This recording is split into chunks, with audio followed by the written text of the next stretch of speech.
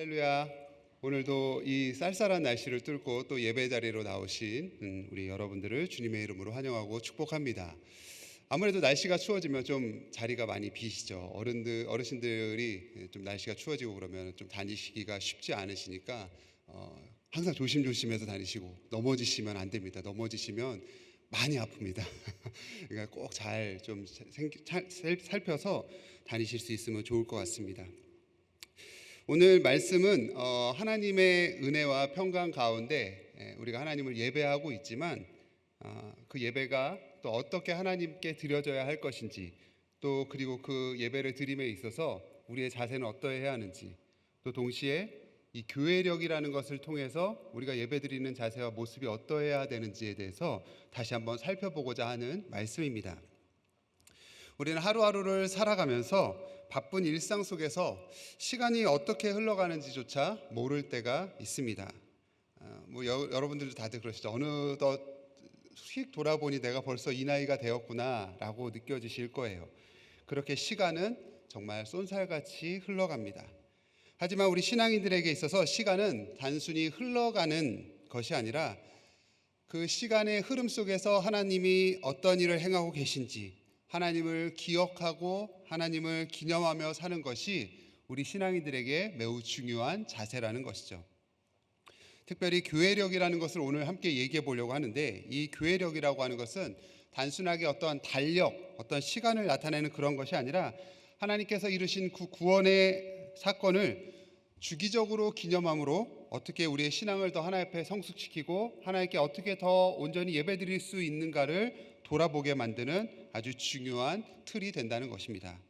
왜 주기적으로 기억하고 기념해야 하는지, 바로 그것은 하나님을 잊지 않기 위해서죠.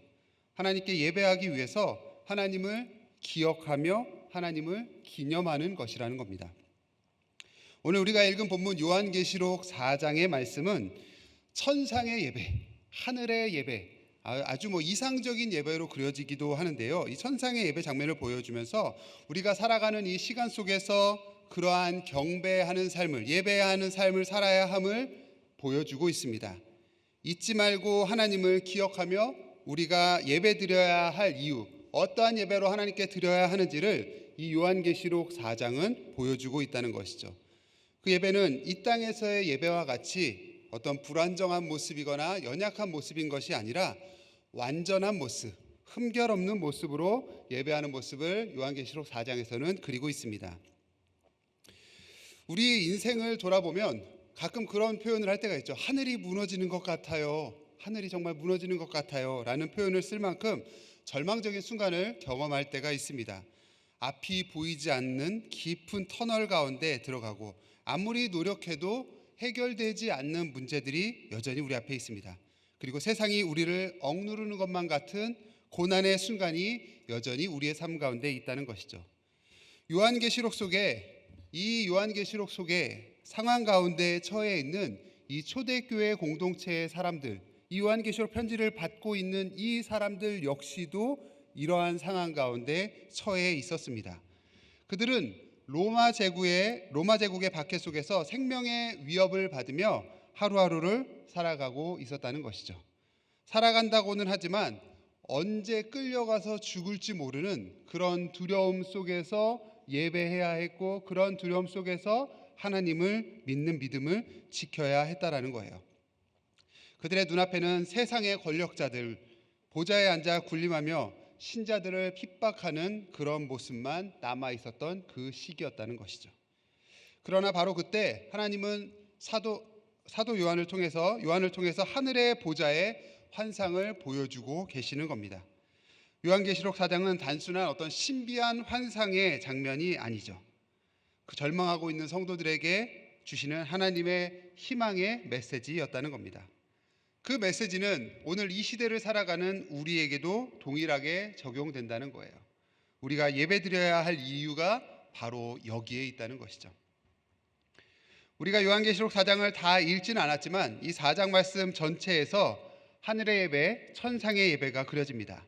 요한이 하늘의 열린 문을 통해 본 것은 세상의 보좌를 뛰어넘는 하늘 보좌였습니다. 세상의 보좌는 잠시 존재하지만 하늘의 보좌는 영원하다는 것이죠. 세상의 왕들은 자신들의 뜻대로 역사를 움직이는 것처럼 보이겠지만 실제로 모든 역사를 주관하시는 분은 하늘 보좌에 계신 우리 하나님이시라는 것을 우리는 믿음으로 고백할 수 있다는 것입니다. 우리가 예배드리는 이유는 바로 이 하늘 보좌를 바라보기 위함이라는 것이죠. 세상의 혼란과 어려움 속에서 오직 땅의 현실만 바라보며 절망할 수밖에 없는 우리의 삶. 그러나 예배를 통해서 우리는 시선을 하나님께로 돌리고 하늘로 돌려서 하나님을 바라보아야 한다는 것이죠. 하늘 보좌를 바라볼 때 우리의 현실의 문제는 작아지고 위대하시고 놀라우신 전능하신 하나님을 바라보게 된다는 것이죠. 그리고 나서 다시 우리의 삶의 문제에 직면했을 때 우리의 일상과 우리의 문제와 우리의 상황들은 이전과 같지 않다는 거예요. 그저 내 눈으로 바라보는 것이 아니라 위대하신 하나님을 믿는 그 믿음으로 바라보는 것, 그것은 전혀 다른 문제라는 것이죠. 이 요한계시록 4장에 보면 4절에서 하늘 보좌 주위에는 24장로가 네 생물이 함께 하나님을 예배하는 장면이 그려집니다. 그들이 어떻게 정확하게 했는지에 대해서 이 시간은 말씀을 자세하게 나눌 것은 아니지만 그들은 밤낮 하나님을 찬양하며 오늘 우리가 읽은 8절 말씀에서처럼 고백했다는 거죠. 8절 말씀 한번 같이 읽어볼까요? 시작. 거룩하다 거룩하다 거룩하다 전능하신 주 하나님 곧 전능하신 이여 전에도 계셨고 이제도 계시고 장차 오실 이시라. 아멘. 이 장면은 예배가 단순한 어떤 의무적인 어떤 종교적 행위를 넘어서서 하나님을 바라볼 때 자연스럽게 터져나올 수밖에 없는 그 우리의 믿음의 고백이라는 것입니다. 알파와 오메가가 되시는 하나님, 처음과 나중이 되시는 하나님, 영원부터 영원까지 존재하시는 그 절대자 하나님을 향한 우리의 믿음의 찬양의 고백의 극치라는 것이죠. 우리가 예배드리는 이유는 하나님이 예배받으시기에 합당하신 분이시기 때문이라는 거예요. 그분은 창조주이시며 역사의 주관자이시며 온 세상을 다스리시는 통치자 되시는 왕이시기 때문입니다. 세상의 왕들은 힘을 휘두르며 자기의 욕심을 채우려 하지만 하나님은 공의와 정의와 사랑으로 우리를 다스리시며 세상을 통치하신다는 거죠. 그렇기 때문에 우리는 그분 앞에 엎드려 경배해야 하는 것이죠. 예배는 이렇게 단순히 하나님을 찬양하는 것으로 끝나지 않는다는 겁니다. 예배를 통해서 우리는 하나님의 통치를 인정하고 그분께 우리의 삶을 내어 맡기는 결단을 하게 만든다는 겁니다.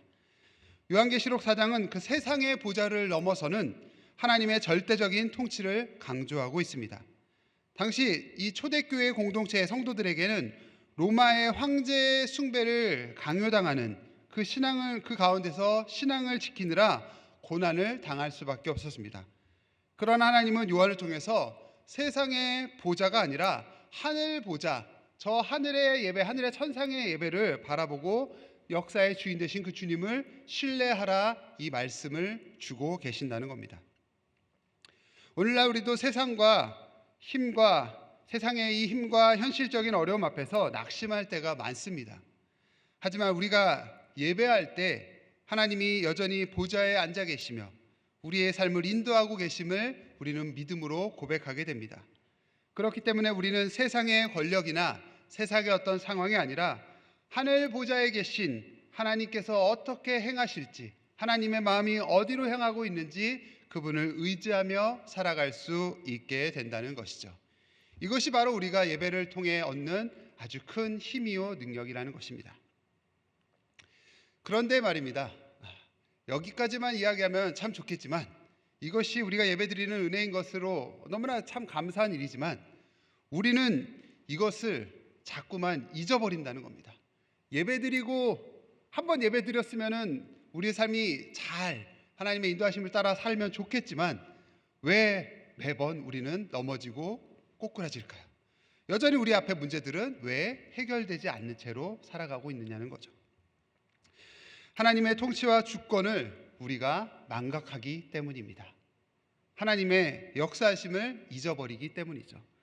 하나님의 하나님 되심을 순간순간 잊어버리고 사는 그런 우리는 연약한 존재들이기 때문이라는 겁니다. 그래서 우리에게는 기억하고 기념하기 위해서 어떤 특별한 장치가 필요하다는 겁니다. 그것이 바로 우리가 매주 주일이면 예배를 드리는 이유이고, 매주 수요일이면 수요 예배를 나오는 이유이고, 매일 새벽 기도를 나가는 이유인 것이고, 우리가 매일 그렇게 반복적으로 하나님을 찾아야 하는 아주 특별한 이유이라는 것이죠. 그리고 그것이 모여서 바로 교회력이라는 것을 이룬다는 겁니다. 여러분, 1년 중에 어느 날이 가장 좋으십니까? 어느 날 1년 중 가장 좋으세요? 생일이요? 자기 생일이요? 네, 뭐 여러 가지 좋은 날들이 있겠죠. 뭐 저 같은 경우에는 뭐 제 딸아이의 생일, 그 태어났던 날을 잊을 수가 없어요. 그리고 제 아내 생일, 예, 아내가 태어났기 때문에 제가 이렇게 행복하지 않습니까? 그리고 뭐 결혼 기념일, 뭐 이런 좋은 날들을 기억하지 않습니까? 여기까지만 얘기하면 저희 어머니 아버지가 더 서운해 하시겠네요. 저희 어머니 아버지 생일, 뭐 사실 제 생일은 뭐 그렇게 뭐 그런 게 없지만 이렇게 막 너무 좋은 날들이 많이 있지 않습니까?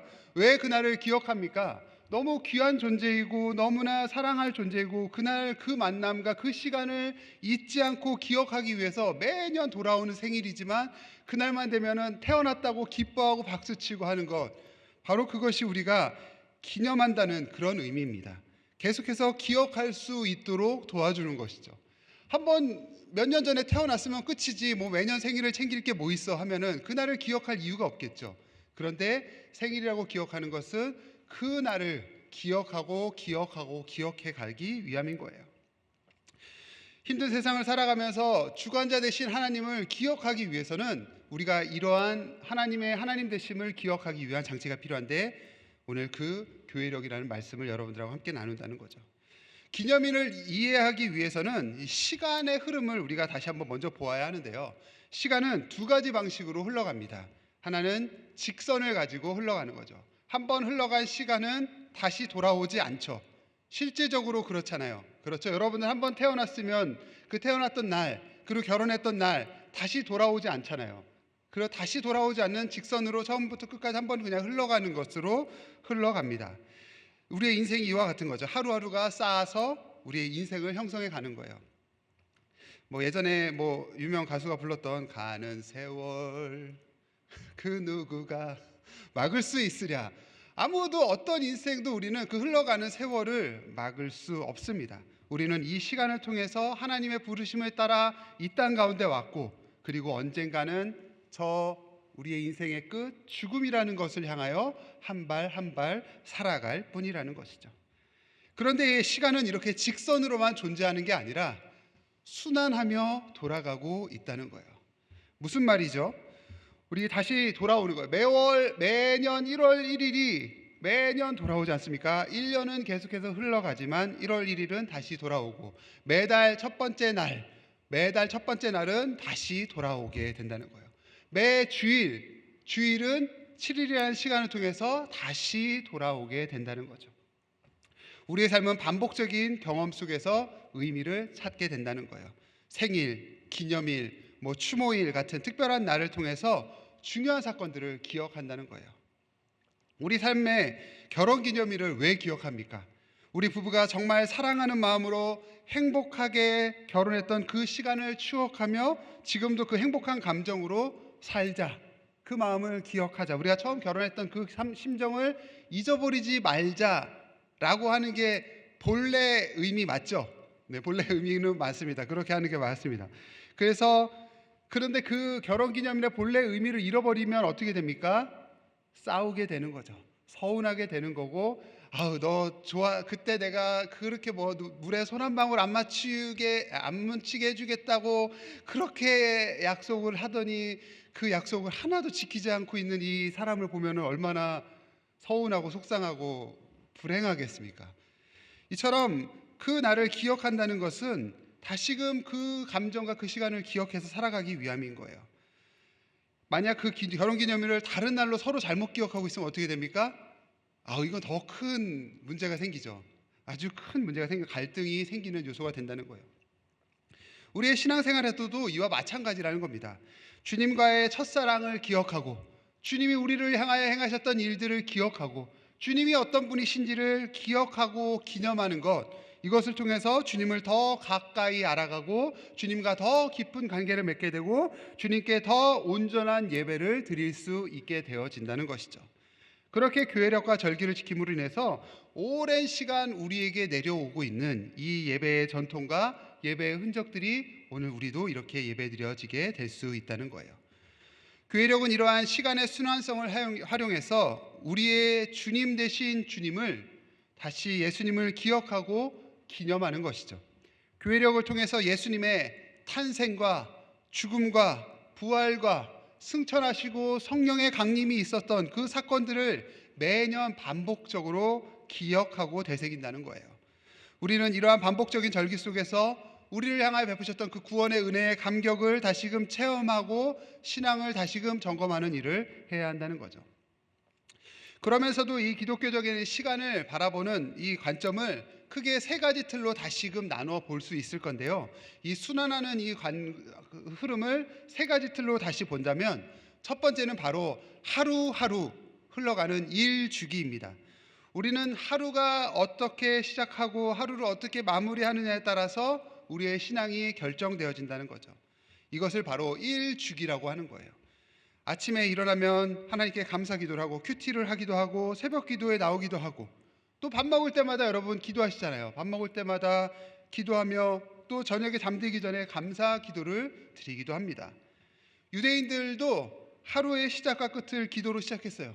저녁에는 촛불을 켜며 하나님께 감사를 드리고 아침에는 다시 촛불을 켜며 새로운 하루를 맞이했다는 것이죠.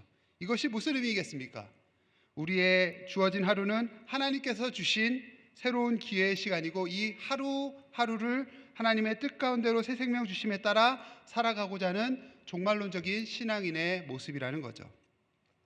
그래서 우리는 아침에 하루를 시작하며 기도로 시작하고 매 순간순간을 하나님을 의식하며 살아가게 됩니다. 밤에는 하루를 돌아보며 감사의 기도를 드리시는 거죠. 그래서 오늘 하루도 지켜주심에 감사하고 또 내일 아침에 내가 눈을 뜨고 하루를 맞이하게 될지 오늘 이 밤이 주님이 허락하신 마지막 밤이 될지 그건 역시도 우리가 우리의 인생의 주관자 되신 하나님께 맡겨드리며 사는 삶의 흔적이라는 거예요.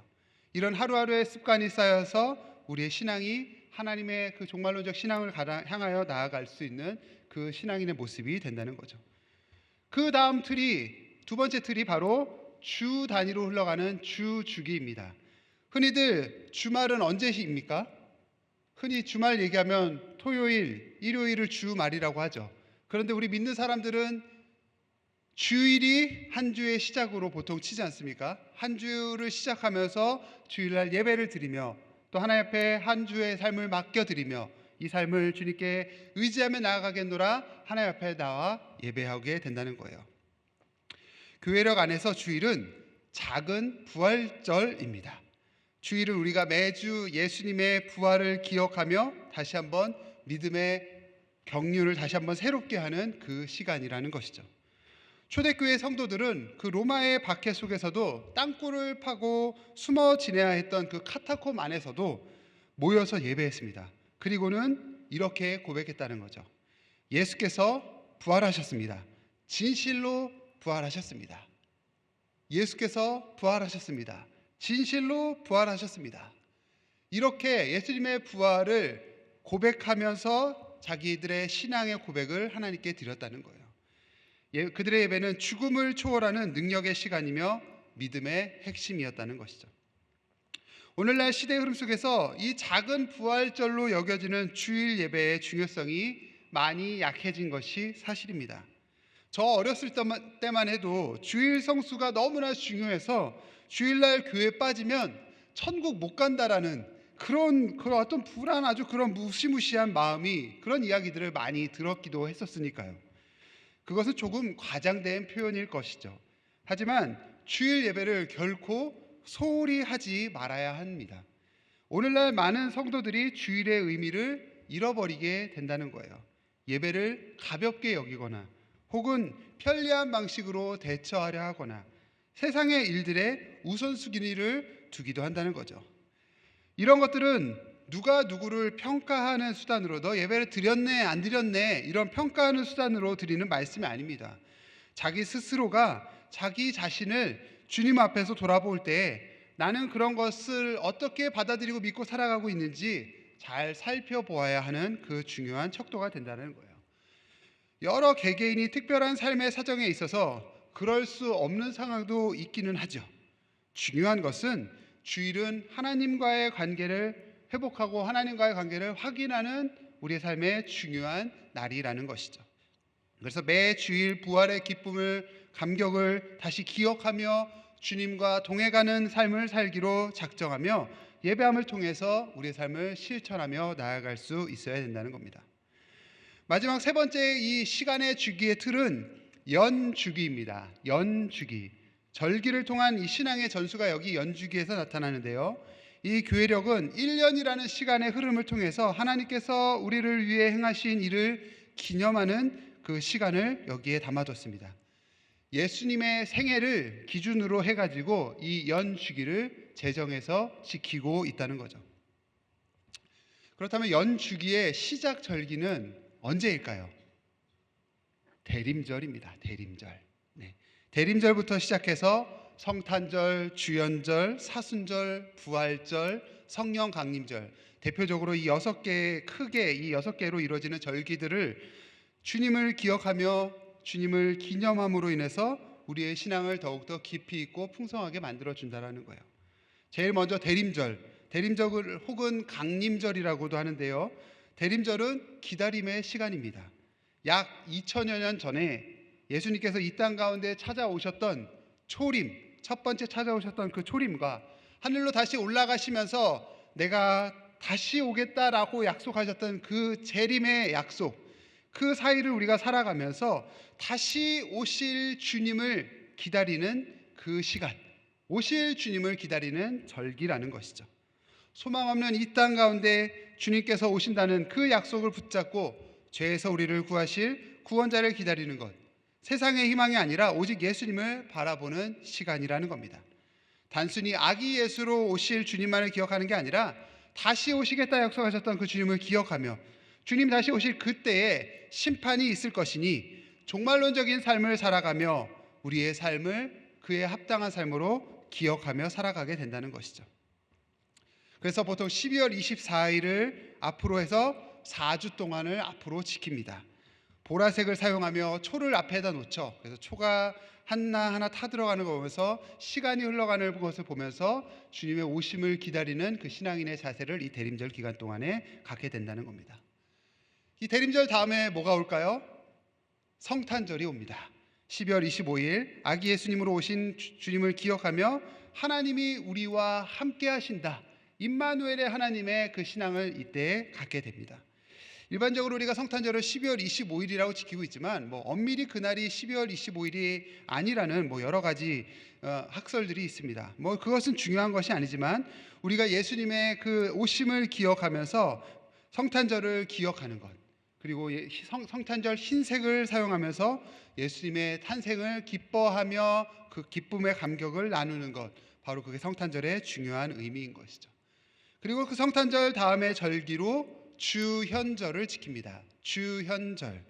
성탄절을 2주 동안 지키고 나서 그 뒤에 주현절이 시작되는데요. 보통 1월 둘째 주가 이에 해당되죠. 주현절은 주님의 현현하심, 주님의 나타나심, 말 그대로 그 절기인 거예요. 그래서 공생의 사역의 시작과 주님의 역사를 기억하는 절기입니다. 이 주현절 기간에는 또 수세주일이라고 해서 주님께서 세례를 받으셨던 것들을 기억하면서 우리도 그날 세례를 받자. 물론 요즘에는 세례를 받는 기간들이 절기적으로 정확하게 나눠져 있지는 않지만 여러 번 실체하지만 실제로 초대교회 공동체에서는 이 수세주의를 통해서 세례를 받는 일들을 했다라는 거예요. 이것을 통해서 주님 앞에 내가 주님의 자녀로서 살아가는 것을 다시금 작정하고 결단하는 그 시간들이었다라는 겁니다. 그 주연절 다음에 찾아오는 절기가 무엇일까요? 3월 달부터 찾아오는 사순절입니다. 사순절은 보라색을 사용하는데요. 죄의 수요일이라고 하는 죄의 수요일, 이 죄가 아니라 죄, 나무를 태우고 난 그 재수요일로부터 시작해서 7주간 진행됩니다.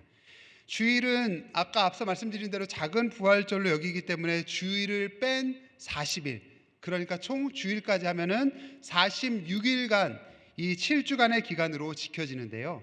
사순절의 시작의 이 재수요일은 보통 지난해 사용되었던 종려나무 가지를 태워서 그 나무 재를 만들고 그것을 올리브 오일을 발라가지고 이 이마에 새기면서 시작이 됩니다. 그러면서 40일간 예수님의 십자가의 길을 기억하며 주님의 순환을 기념하며 또 부활의 희망을 붙잡는 시간이라는 것이죠. 그래서 보통 이 기간 동안 우리도 그 길을 나도 걸어가겠노라 동참하기 위해서 신앙의 훈련을 하고 준비하는 시간으로 맞게 됩니다. 그래서 이 시간에 금식도 많이 하고요. 여러 가지 내 어떤 육체적인 힘듦을 내가 스스로 얻기 위해서 그 고난에 동참하는 일들을 초대교회 공동체에서도 함께 해왔었다라는 거죠. 특별히 이 사순절 마지막 주간에는 종려주일부터 시작해갖고 고난주간, 순환주간으로 한 주간을 지키죠. 이 시간에는 십자가에 달리시기 전 한 주간의 기간을 돌이켜보면서 초대교회 교인들은 예수님께서 이 십자가의 길을 어떻게 걸어가셨는지 하루하루를 같이 재현하면서 자기들도 그 고난에 동참하면서 그 십자가의 길을 되새겼다라는 거예요. 그게 바로 성목요일, 성금요일로 우리가 지키고 있는 그런 시간들이라는 것이죠. 그 사순절 기간을 지내고 나면 다음 어떤 절기가 오겠습니까? 부활절이 오겠죠. 부활절입니다. 부활주일은 회개와 소망의 신앙을 보여주는 절기입니다. 예수님께서 부활의 승리를 기뻐하며 그것을 찬양하는 시간이라는 것이죠. 부활주일에 세례를 베풀고 성찬을 하곤 했습니다. 부활주일부터 시작해서 50일 동안 부활절기가 시작되는데요. 기쁨의 절기입니다. 이때는 무릎을 꿇지도 않고 정말 무릎을 꿇고 기도하지도 않고 금식도 하지 않고 정말 어떻게 하면 기뻐하며 살 수 있는가만을 집중해서 그 부활의 기쁨을 드러내는데 온 마음을 다했었다라는 겁니다. 그리고 부활은 우리 기독교 신앙의 가장 핵심이지 않습니까? 그렇기 때문에 이 부활절을 잘 지키는 그것이 우리에게 아주 중요한 의미가 있다는 거예요. 마지막 절기가 바로 부활절 후 50일이 지난 후에 성령님의 임재 가운데 나타났던 성령 강림 주일입니다. 예수님이 승천하신 후 마가의 다락방에 모여 있었던 제자들에게 오순절 성령 강림 사건이 일어나고 그것을 기념하며 성령의 역사를 통해서 방언으로 여러 가지 말들을 하고 여러 가지 언어로 예배를 드리고 병자들이 치유되는 일들이 일어나고 삶이 변하는 일들을 경험했던 아주 중요한 시간이었다라는 거죠. 그리고 이 시간이 바로 초대교회가 시작됐던 날로 볼 수도 있다는 거예요. 절기 하나하나를 자세하게 설명드리려면 한 절기당 한 설교 시간, 한 시간을 넘게 이야기해도 부족할 겁니다. 이 시간 잠깐 간단히 살펴보았지만 이처럼 절기는 우리 가운데 찾아오신 그 예수님의 생애를 통해서 주님께서 우리에게 허락하신 신앙을 다시금 기억하고 기념하며 새롭게 되는 중요한 시간이라는 것이죠. 교회력은 단순한 교회가 지키는 전통이 아니라 우리의 신앙을 하나님 앞에서 재조정하는 시간이 되어야 합니다. 먼저는 기억하십시오. 하나님께서 우리를 죄로부터 구원하시기 위해서 예수 그리스도를 통해서 행하셨던 그 일들을 기억해야 합니다. 그리고 두 번째는 기념하십시오.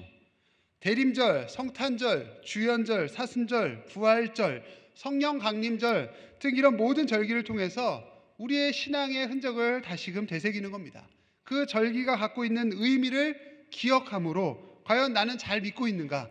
내 삶에서 무엇을 기념해야 하는지, 무엇을 지키며 살아야 하는지를 살피고 찾아갈 수 있어야 한다는 것이죠. 그리고 마지막으로 소망하십시오.